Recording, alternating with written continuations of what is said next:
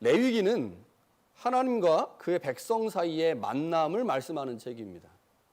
지난주에 본 것처럼 레위기의 가장 중요한 포인트는 하나님과 그의 백성이 어떻게 만날 수 있는지 그 만남을 주선하는 책이 바로 레위기입니다. 하나님과 백성들 사이에서의 만남을 위한 첫 번째 방법으로 제시하는 것이 예배, 즉 제사입니다. 그래서 레위기 전반부 1장부터 7장에는 하나님과 백성이 어떻게 만날 수 있는지 그 만남의 첫 번째 방식으로 5가지의 제사를 소개하고 있습니다. 각각의 제사는 백성의 관점에서 한번 소개가 되고요. 그 다음에 6장 이후에는 제사장의 관점에서 한번 또 소개가 됩니다. 그런데 우리가 관심을 갖는 것은 1장부터 6장에 나오는 백성의 관점에서 기록한 제사이죠. 좀 더 자세히 말씀드리면 1장 1절부터 6장 7절까지는 예배를 드리는 사람의 관점에서 제사를 설명하고 있습니다. 5개의 제사를 그렇게 설명하고 있고요. 6장 8절부터 7장 36절까지는 제사장의 관점에서 제사를 설명합니다. 주로 제사장이 제물을 처리하는 사람이기 때문에 제사장이 어떻게 제물을 처리해야 하는지를 말씀하고 있습니다. 제가 레위기 설교를 준비하면서 특히 오늘 설교는 3주간 준비한 설교입니다. 3주간 쉽게 설교하기 위해서 굉장히 고민을 많이 했는데 쉽지만 정확한 포인트를 잡아야 하니까요. 자, 5개의 설교를 특성상 2개로 분류할 수가 있어요. 5개의 설교를 자발적인 제사하고 범죄로 인한 제사로 분류할 수 있습니다. 이 5개를 2개로 분류할 수 있다면 그렇게 분류할 수 있는데 헌신과 순종, 감사를 드리는 자발적인 제사가 있고요. 범죄 때문에 그 범죄를 속하기 위해서 어쩔 수 없이 드려야 하는 제사가 있습니다. 그래서 자발적인 제사 그리고 범죄에 의한 제사 이렇게 구분할 수가 있는데 첫 번째부터 세 번째까지 번제, 소제, 화목제는 자발적 제사입니다.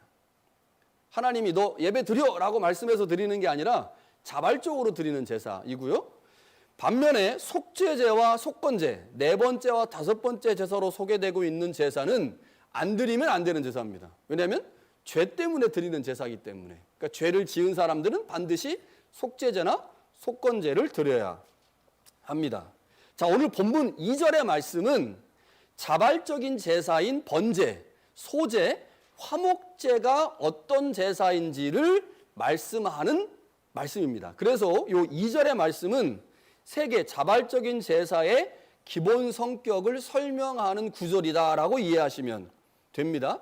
그렇기 때문에 소제하고요 화목제를 말씀하실 때 2절의 말씀처럼 여호와께서 말씀하셨다라는 구절이 없어요. 그러니까 2절의 말씀이 번제, 소제, 화목제를 묻고 있는 겁니다. 자, 2절에 여호와께서 모세에게 말씀하셨다. 번제, 소제, 화목제. 그래서 소제하고 화목제 앞에는 여호와께서 말씀하셨다라고 하는 구절이 없습니다. 그런데 4장 1절에 속죄제를 설명할 때와 5장 14절에 속건제를 설명하실 때는 여호와께서 모세에게 말씀하셨다라는 구절이 있습니다. 그러니까 성격이 다르다는 거예요. 그럼 왜 속죄제하고 속건제는 똑같이 그 말씀이 반복되느냐?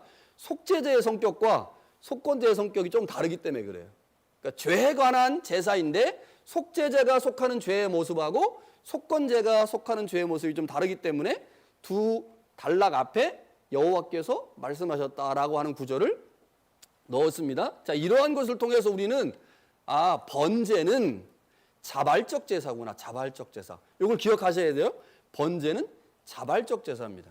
하나님이 너 예배 드려라고 해서 드리는 게 아니라 자발적으로 즐거운 마음으로 기쁨으로 드려야 되는 제사가 번제이죠.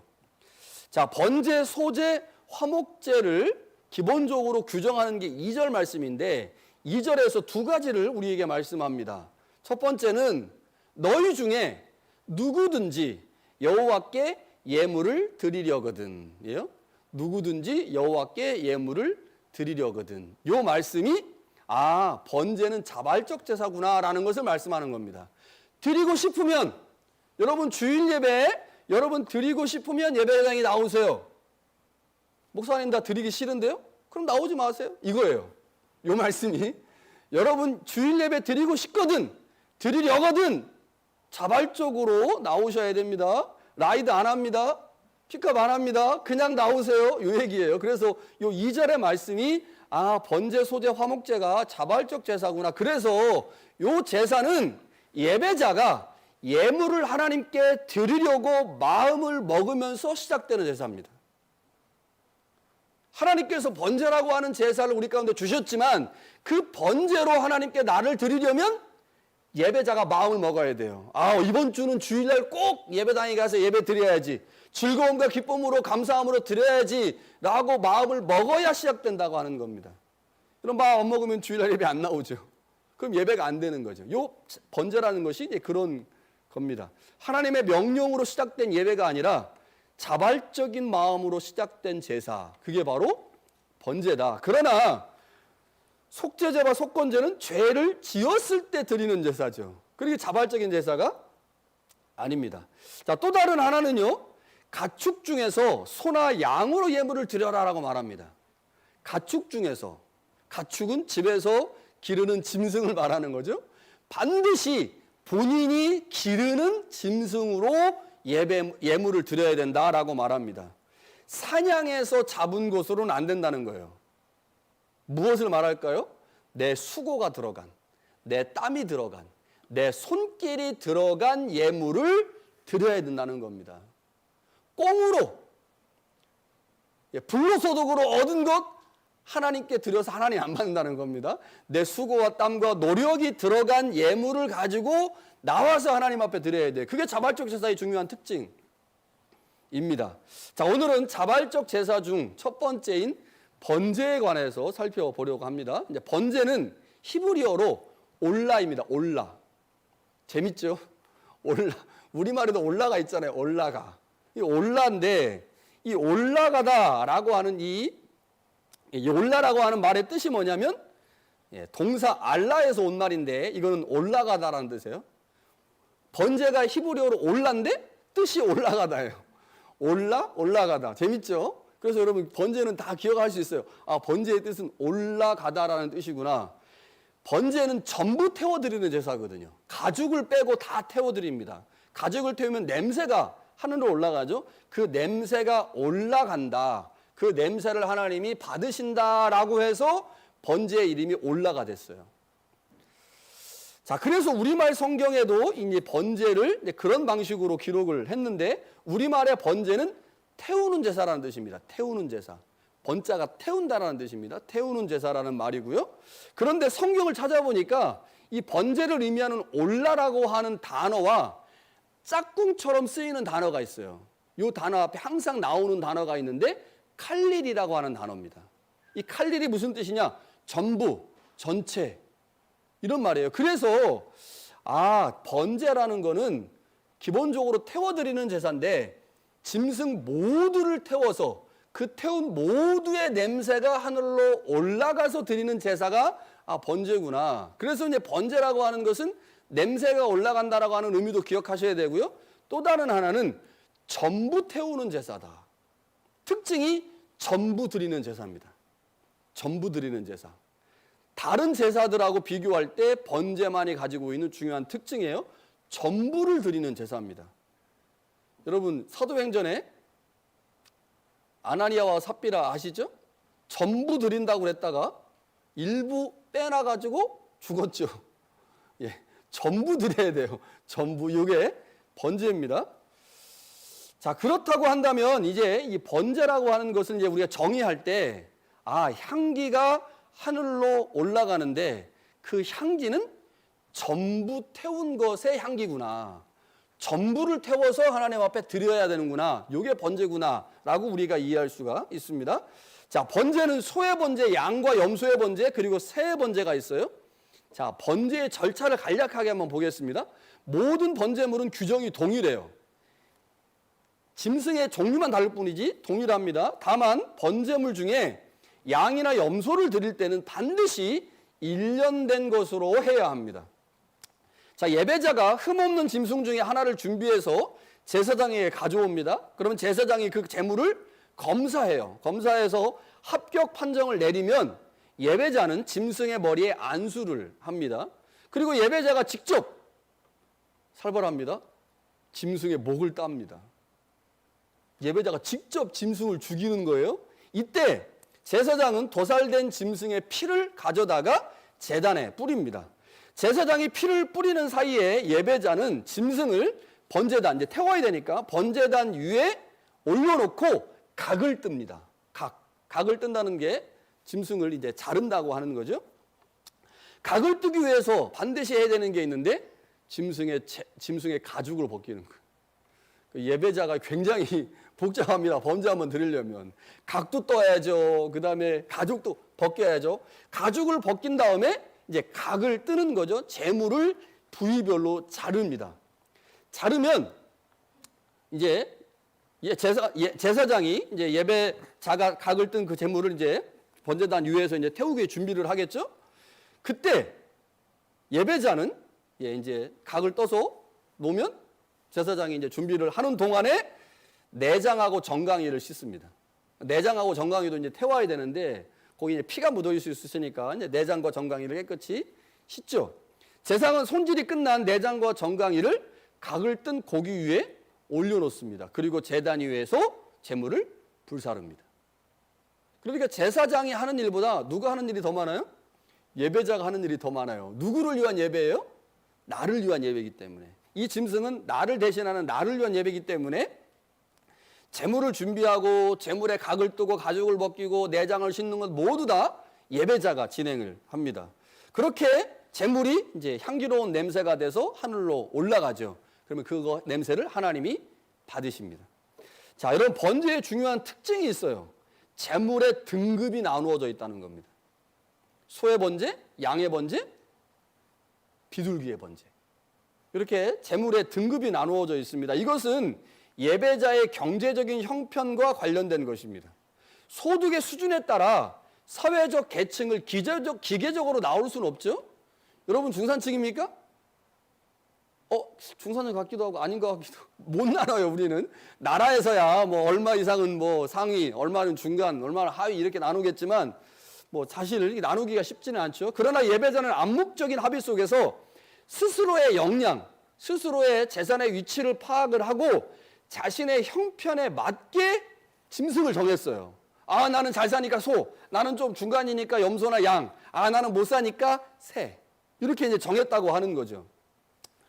자, 어떤 사람이 자신의 형편보다 더 과도하게 제물을 드릴 수 있었겠죠. 그러나 하나님은 그것을 원하지 않았습니다. 너의 형편에 맞게 드려라. 그게 번제인 거죠. 제물이 등급이 나눠져 있다. 하나님은 너의 형편에 맞는 제사를 원하신다라고 하는 걸 말합니다. 반대로 말하면요, 역량이 충분한데도 불구하고 아까운 마음에 자신의 형편보다 더 작은 짐승을 드릴 수 있겠죠? 하나님은 그거 안 된다고 말씀하시는 겁니다. 그런 제사 관심 없어요. 나는 분명히 소를 드릴 수 있는데 그냥 기분이 나빠가지고 비둘기 드리려고 마음을 먹었어요. 하나님 안 받습니다. 하나님이 다 아시잖아요. 여러분, 소 드릴 수 있는 사람은 소를 드려야 돼요. 비둘기 드릴 수 있는 사람은 비둘기 드려야 됩니다. 비둘기 드려야 되는데 뱁새가 황새 쫓아간다고 나는 소 드릴 수 있어 그래가지고 막 집 팔아가지고 드리면 안 되면 절대로. 그럼 하나님이 노하십니다. 자신의 형편에 맞게 드리는 제사, 이게 번제예요. 자신의 형편에 맞게 드리는 제사. 자, 이러한 번제의 정신, 이것이 여러분 신약 시대에 11조 헌금에 녹아져 있습니다. 그래서 이 11조 헌금이 굉장히 중요하다고 생각을 해요. 목사가 설교 시간에 헌금 얘기하면 불편하실 수 있는 분도 계시겠지만 제가 뭐 지금 9년 동안 목회하면서 예배 시간에 헌금 설교한 게 한 번이나 되나? 그렇기 때문에 오늘은 이제 번제 얘기하면서 한번 하겠습니다. 자, 11조는 번제의 정신인 자신의 형편에 맞게 드리는 헌금입니다. 그래서 중요하다고 생각해요. 여러분, 주일헌금은 어떻습니까? 모두 20불, 50불, 뭐 저희 교회 대부분 다 20불을 드리죠. 주일헌금은 다 똑같이 드려요. 감사헌금, 감사한 일 있으면 50불, 20불, 100불 다 똑같이 드립니다. 그런데 11조는 안 그렇거든요. 11조는 자신의 형편에 맞게 드리는 헌금이에요.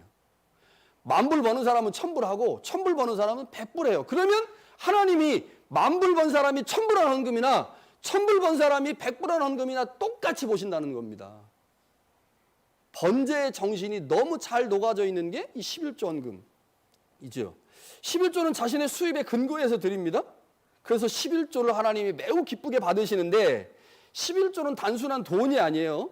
자, 번제가 내가 지금 번제물을 드립니다. 그런데 그 번제물은 사실은 제물이지만 나를 대신해서 드리는 거거든요. 그래서 설교 제목을 나를 대신해요.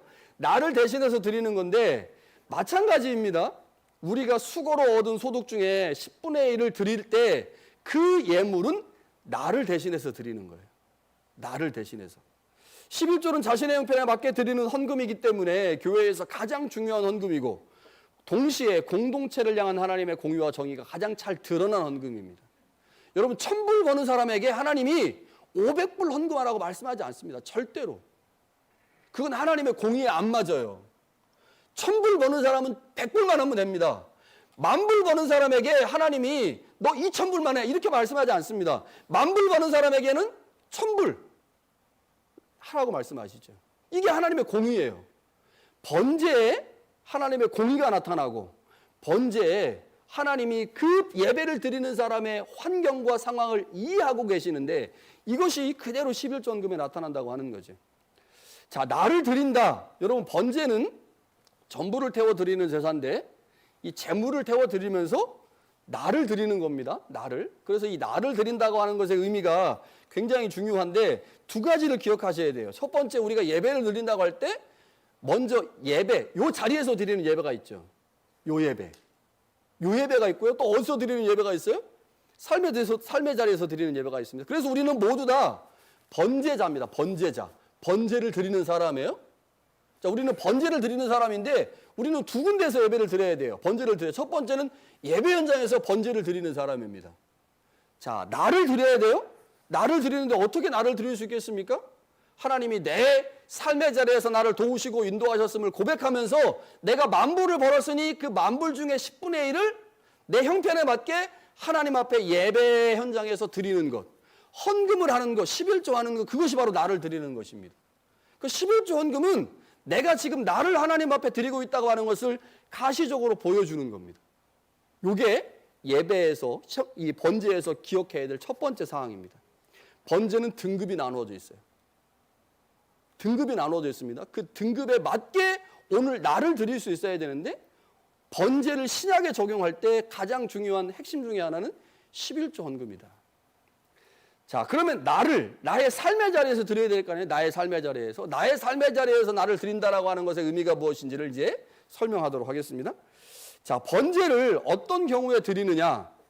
4절에 보니까 그를 위해 속죄가 될 것이다. 이렇게 말합니다.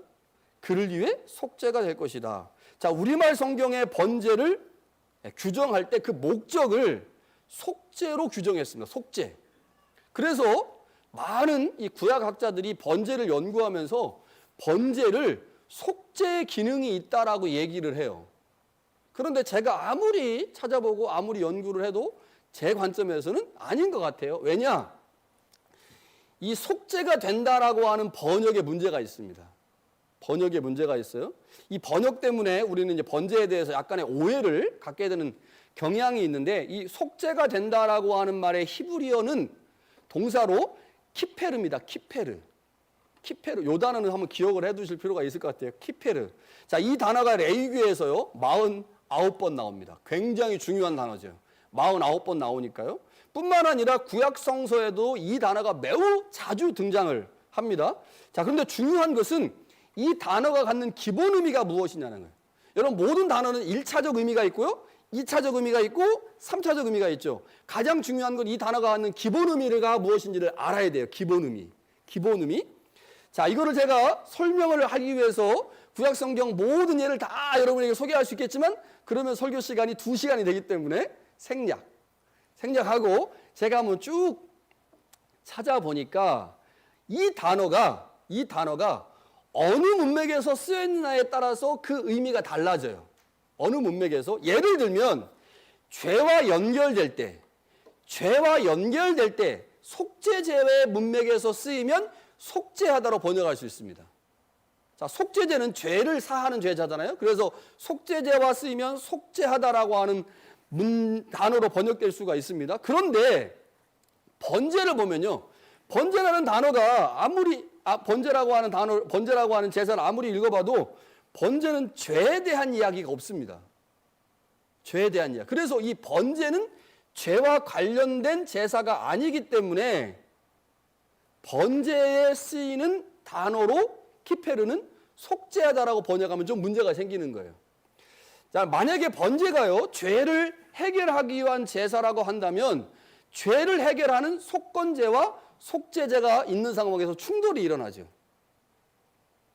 그러니까 이미 죄를 속하는 제사가 두 개나 있어요. 속죄제가 있고 속건제가 있고. 그런데 번제의 주된 기능을 속죄라고 본다면 이미 두 제사가 속죄에 관한 제사인데 번제가 그렇게 되면 두 개가 충돌하잖아요. 그래서 이 번제가 죄와 관련된 제사라고 보기 어렵다.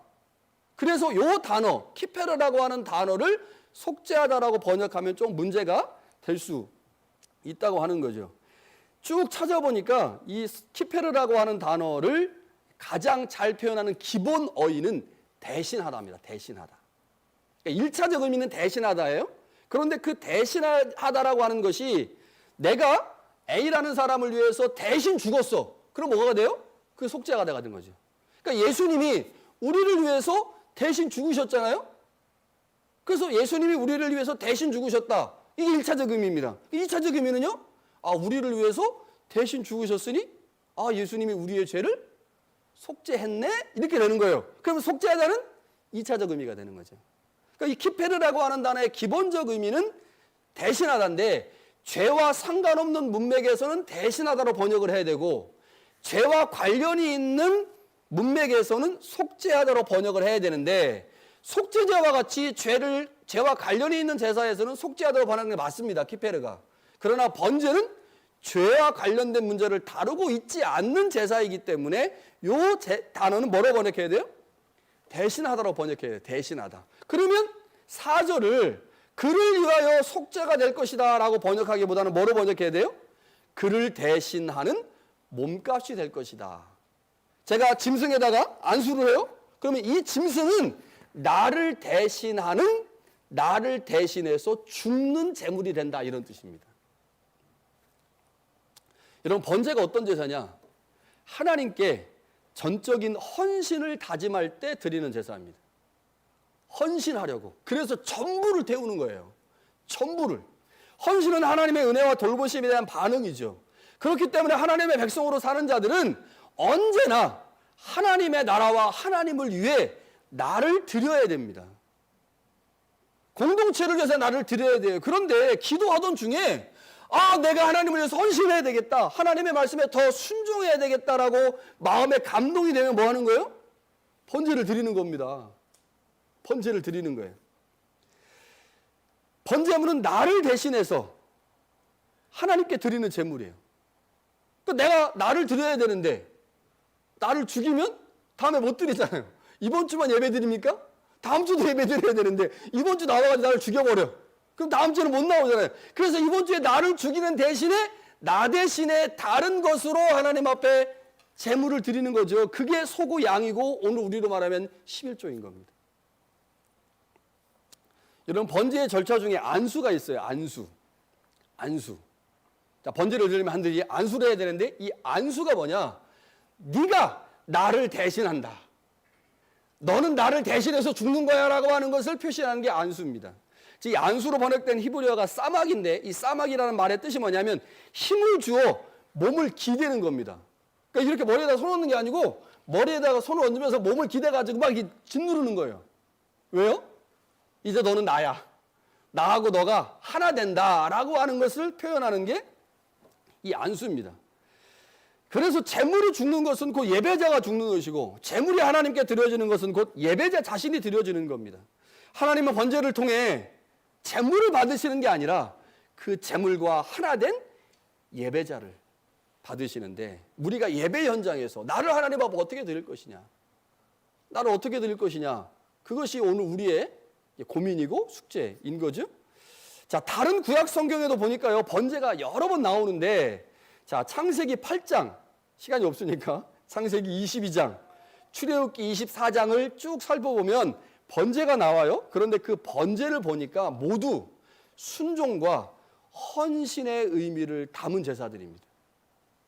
여러분, 번제는 죄 문제를 해결하기 위한 제사가 아니라 하나님의 은혜, 하나님의 절대적인 은혜 앞에 내가 하나님의 백성으로 지금 살아가는 것이 은혜라는 사실을 깨닫고 하나님 앞에 순종과 헌신을 결단하면서 자발적으로 드리는 제사입니다. 여러분, 민수기에 보면요, 매일매일 드리는 번제가 나와요. 이 매일매일 드리는 번제를 상번제라고 부르는데, 제사장은 매일 성전에서 아침 저녁으로 1년 된 순양을 하나님께 드렸습니다. 상번제는 제사장이 아침 저녁으로 드리는데요, 이스라엘 백성들은 그 제사를 모두 알고 있어요. 아침 저녁으로 제사장이 성전에서 제사를 드린다. 그래서 이스라엘 백성들은 물리적으로 그 제사 현장에 참여하진 않지만 아침과 저녁에, 아침에는 처소에서, 저녁에는 일터에서 그 번제 현장에 동참하죠. 그래서 이스라엘 백성들은 상번제를 드릴 때 그것을 기억하면서 매일매일 하나님 앞에 헌신과 순종을 결단합니다. 하나님과 그의 백성 사이의 관계를 설명하는 게 번제예요. 내가 너를 구원했으니, 내가 너에게 은혜를 베풀었으니 네가 나에게 해야 할 일은 순종과 헌신이다. 요거를 설명하고 있는 것이 번제입니다. 여러분, 로마서 12장 1절과 2절에 보면 바울이 이 번제를 신약 성도들에게 적용합니다.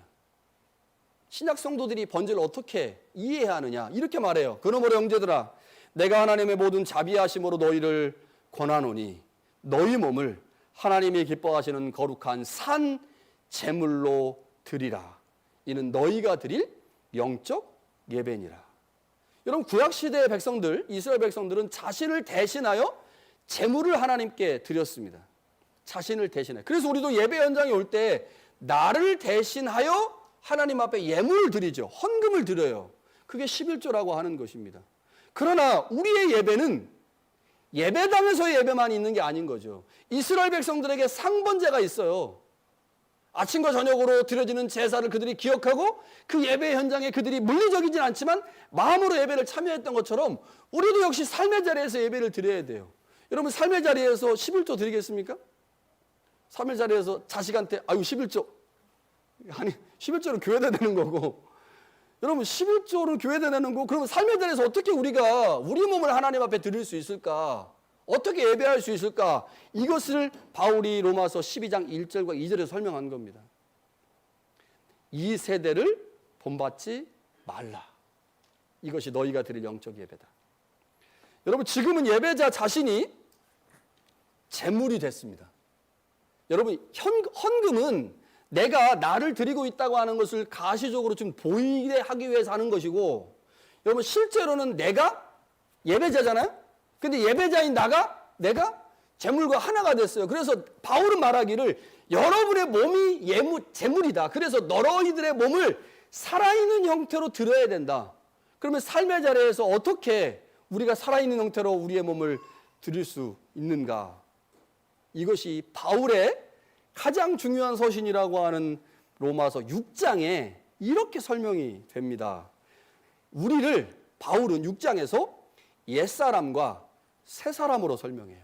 다시 말하면 우리의 몸이 누구의 지배를 받고 있느냐에 따라서 우리가 우리의 몸을 하나님께 드리기도 하는 것이고 그렇지 않고 드리지 않은 것이도 될 수도 있다라고 바울이 얘기를 합니다. 자, 바울은 로마서 6장에서요, 옛사람과 새사람을 설명하면서 둘 사이의 결정적 구분으로 세례라고 하는 것을 설명하는데, 이 세례가 무엇입니까? 그리스도의 죽음에 동참하는 거잖아요. 그래서 예수 그리스도의 십자가에서 우리는 모두 옛사람이 죽었어요. 그러니까 내가 세례를 받았다, 예수를 믿는다는 말은 옛사람이 죽었습니다. 그 옛사람은 죄의 종이었던 사람이에요. 근데 그 죄의 종이었던 그 옛사람이 죽어버린 거예요. 그래서 나는 더 이상 죄와 사망과 사단의 통치를 받지 않고 예수 그리스도의 말씀의 통치를 받는 사람이 되었습니다. 그래서 내가 내 삶의 현장에서 나를 살아있는 제물로 드리는 것은 내 몸이 죄의 통치가 아닌 하나님의 통치 안에 있음을 고백하는 것을 의미합니다. 이것이 우리가 드려야 될 영적 예배인 거죠. 여러분, 통치자가 바뀌었어요. 통치자가 바뀌었습니다. 여러분의 통치자가 누굽니까? 그리스도입니다. 그런데 이 몸은 세례로 말미암아 옛사람이 죽었지만 여전히 우리의 몸은 그 옛날 죄가 좋아하던 몸이란 말이에요. 통치자가 바뀌었는데 우리의 몸은 옛날로 돌아가고자 하는 욕망이 너무 강해. 그래서 내가 조금만 한눈을 팔면 내 몸은 죄가 좋아하는 일을 하고 있는 거예요. 나는 원하지 않지만. 이것이 로마서 9장에서 로마서 7장에서 바울이 그토록 고민하던 문제 아닙니까? 마음으로는 하나님의 법을 따르길 원해요. 그러나 내 몸은 옛날 옛사람의 몸이기 때문에, 죄의 통치를 받았던 몸이기 때문에 죄의 통치 안에 머물려고 하는 욕망이 강하단 말이에요. 그래서 그 사이에서 우리는 끊임없이 갈등하고 싸우게 되지 않습니까? 우리의 몸이 옛날로 돌아가지 못하도록 나를 새로운 통치 영역 안에 머물게 해야 돼요. 그게 뭐냐? 로마서 6장에서 바울은 하나님의 말씀에 순종하는 거다라고 말합니다. 순종입니다. 순종. 헌신과 순종. 옛날에 돌아가고 싶은, 옛날의 습성으로 돌아가고 싶은, 옛날의 방식대로 살고 싶은 마음이 계속 들어요. 이렇게 살아가면 죽을 것 같아. 옛날로 돌아가야 될 것 같아. 그럼에도 불구하고 여전히 하나님의 말씀을 지키고 그 말씀에 목숨 걸고 순종하는 것. 그게 뭐냐? 우리의 몸을 살아있는 형태로 주님 앞에 드리는 겁니다. 이게 나를 번제로 드리는 거예요. 예배 현장에서는 번제의 정신이 가장 잘 나타나 있는 11조를 통해 내가 나를 드리고 있음을 보여주지만, 여러분의 삶의 자리에서 이제 나의 통치자가 주님이시고 하나님이십니다. 그래서 내가 이제 더 이상 죄의 종이 아닌 그리스도의 종으로 이 땅을 살아가겠습니다. 그래서 하나님의 말씀에 순종합니다. 그래서 하나님의 그리스도의 몸인 교회의 성도들을 섬기고 헌신합니다. 이것을 보여주는 게 번제자로 사는 겁니다. 쉽지 않죠. 여러분, 우리 매일매일 제사 드리는 사람들이에요. 우리 매일 예배 드리지 않습니까? 예배 이것만 드립니까? 가정에서도 드리죠. 삶의 예배라고 하잖아요. 여러분, 우리는 예배자인데 어떤 예배자입니까? 번제라는 예배자입니다. 번제자. 여러분, 모든 삶의 현장에서 기본이 가장 중요하잖아요. 기본이 잘 지켜지면 그 사람은 건강해집니다. 여러분, 5개의 제사 중에 기본 되는 제사가 뭘까요? 이 번제입니다. 5개의 제사 중 기본 제사가 번제예요. 번제의 정신이 뭐냐? 헌신과 순종입니다. 자발적 헌신과 순종. 이것은 무엇이 근거되어 있는 거예요? 무엇이 근거되어 있는 겁니까? 하나님이 나를 선택하셨다. 하나님이 나를 구원하셨다. 하나님이 나를 창조하셨다. 하나님이 나의 아버지이시다. 하나님이 나를 책임지신다. 하나님이 우리의 영원한 왕이시다라고 하는 고백의 근거에서 그 하나님께서 나를 책임지시기에 내가 하나님 앞에 마땅히 해야 될 것이 있다는 거죠. 그게 뭐예요? 헌신과 순종입니다. 하나님이 우리에게 예배 현장에서 헌신과 순종을 요구하시고 삶의 자리에서 번제자로 헌신과 순종을 요구하십니다. 그 요구하시는 그 요구에 잘 부응하면 하나님이 더 큰 은혜를 주시고 더 큰 복을 주시고 더 강력한 돌보심을 우리 가운데 허락하신다는 거죠. 여러분, 우리 모두 하나님 앞에 번제자로 세워줄 수 있기를 간절히 축원합니다.